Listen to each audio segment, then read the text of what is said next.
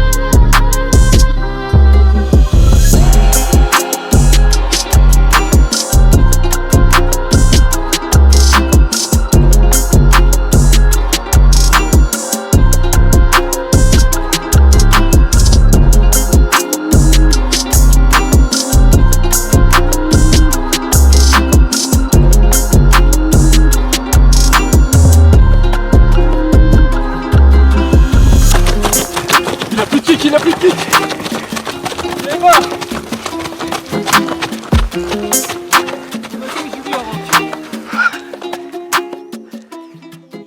Ça y est les amis, fin de séance. Franchement belle séance hein, les gars. 6 fois 1006, progressif, 3,20 vers 3,6. Le dernier c'était bonus, on a fait. Moi j'ai fait 3,18 tranquillou. Les ressentis de monsieur El Patron del Runix Athletic Center. Bah, comme d'habitude on annonce une séance. On m'avait dit viens, on fait 5 fois 1006, 3,25, 3,20. Je crois que le premier on a fait 3,20 et après c'est de plus en plus rapide. Donc comme d'habitude on a bien respecté la séance. Ouais. Donc faites, c'est ça. Faites comme il dit. C'est comme ça qu'on s'entraîne pour courir sub 29 et 2,11 au marathon.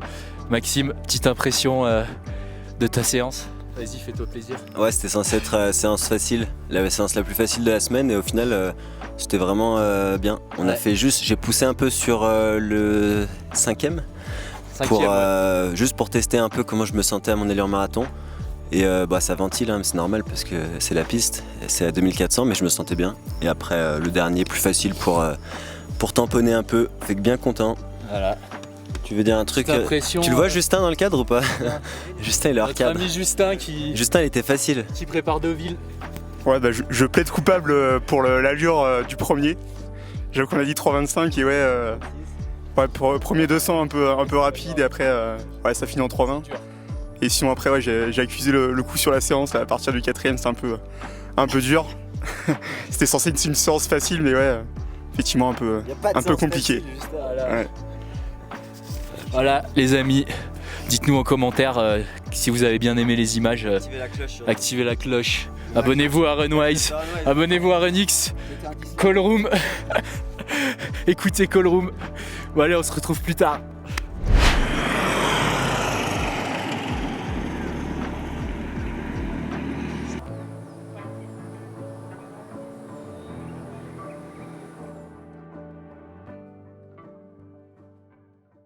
On the pan. Ok. So you can wait them, maybe they're preparing in 10 minutes.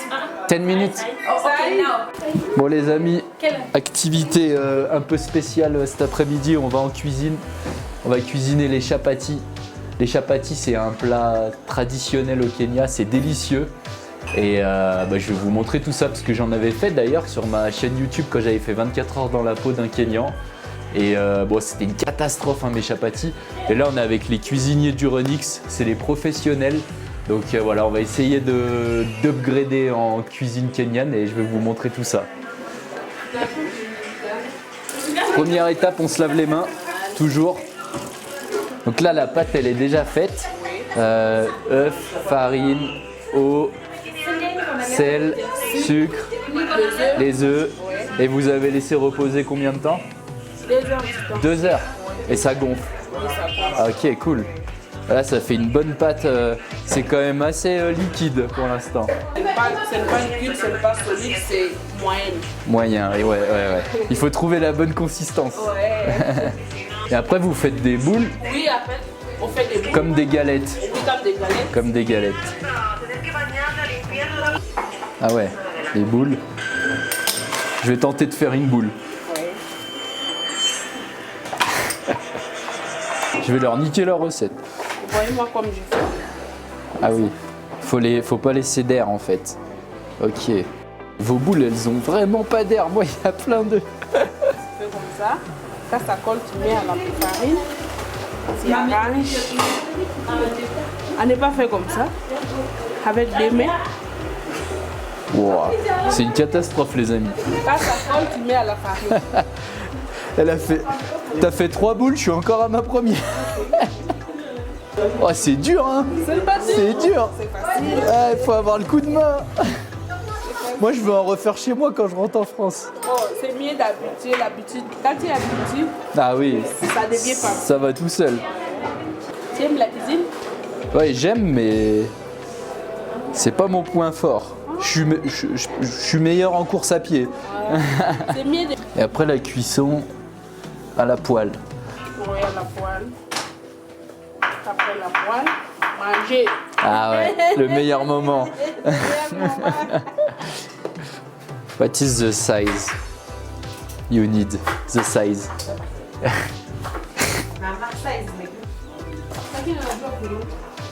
Wow.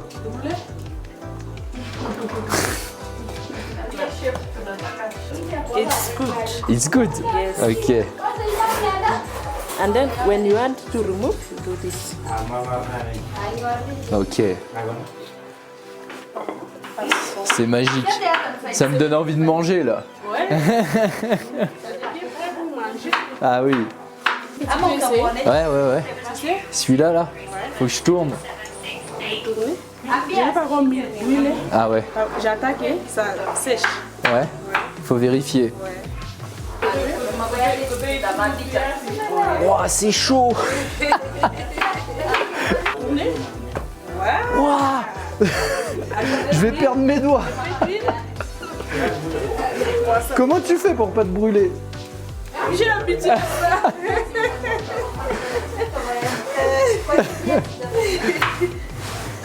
Merci Madeleine énormément pour le petit cours de chapati. Thank you. Soyez les bienvenus. On va bien manger ce soir. We will eat well this evening. Les chapatis. Ah oui, Ouais. avant d'aller courir. Ouais. Chapati.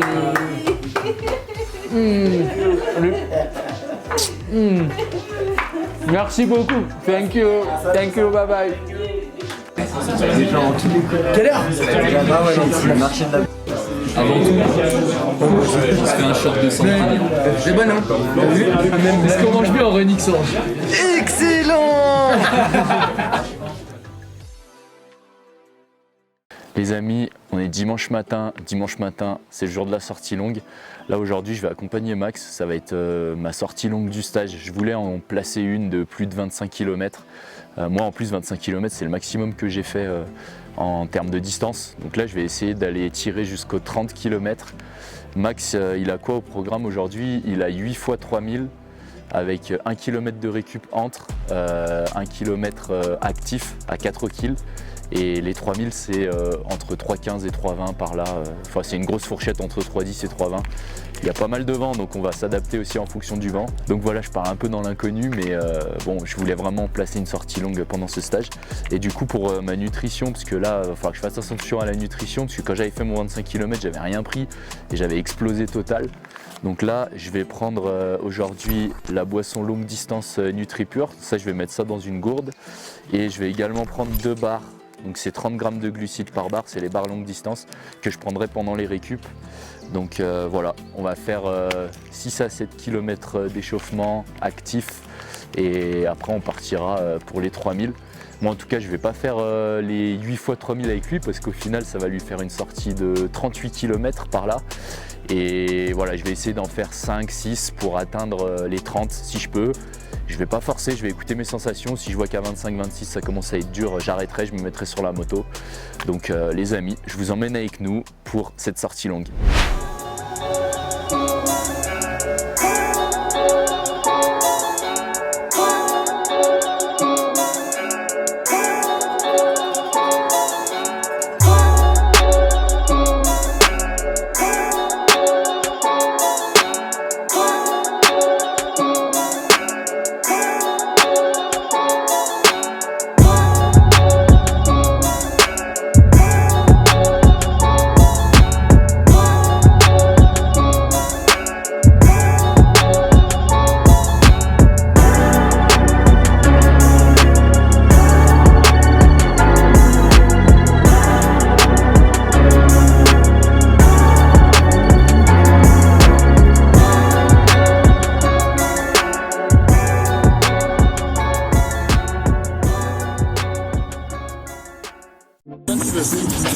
Bon les amis, c'est fini pour moi. 31 km. J'ai fait 6 x 3000 avec Max. Maintenant il va finir tout seul. Force à Max. Il est bien là, il est bien. En tout cas c'était la première fois que je faisais au-dessus de 30 kg, donc c'est cool. Je me suis vraiment senti bien et la nutrition est bien passée. Allez, on se retrouve plus tard.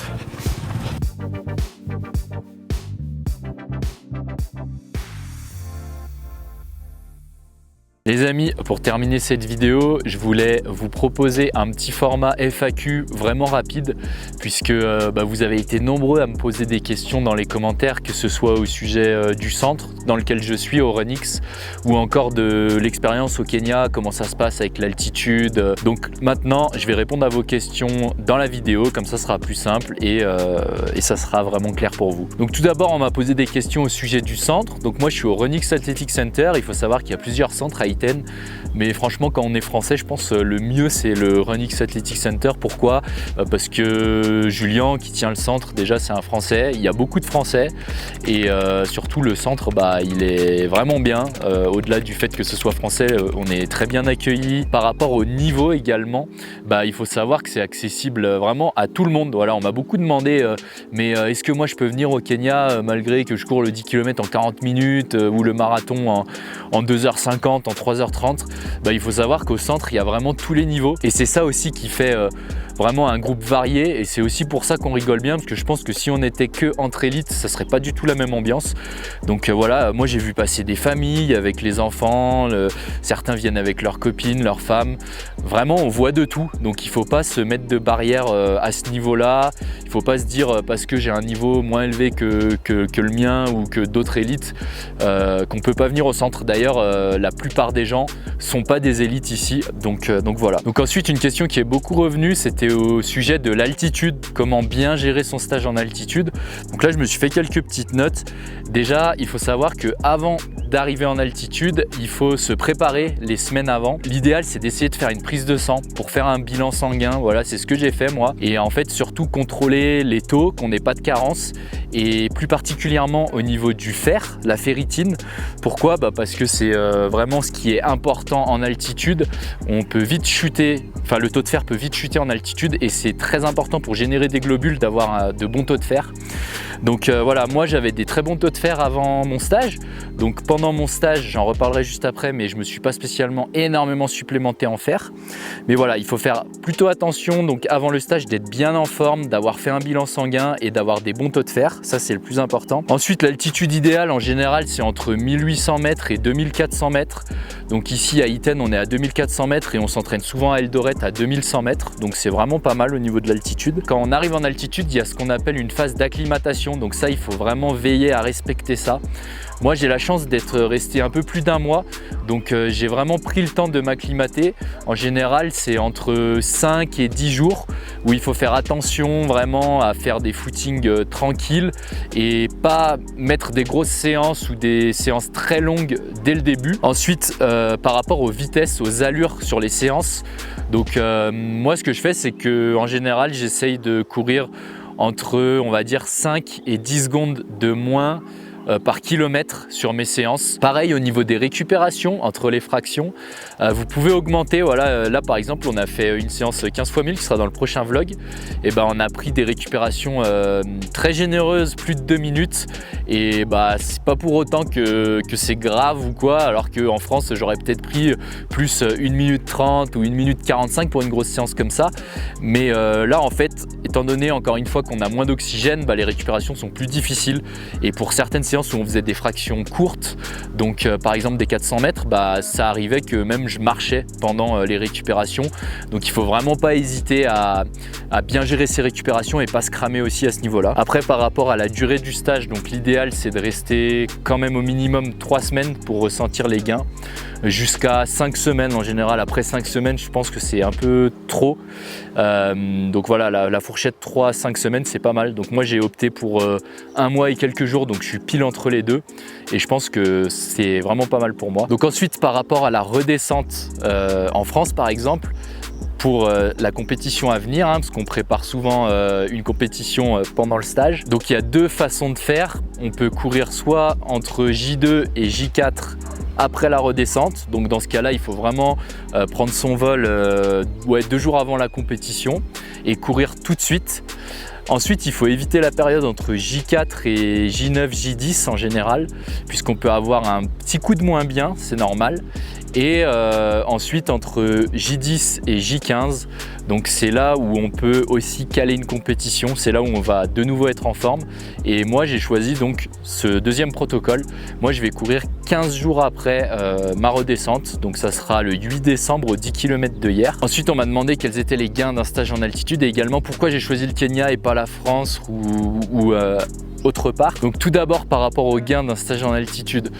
Donc il faut savoir que quand on est en altitude comme ici à 2400 mètres, bah, on a moins d'oxygène pour le corps.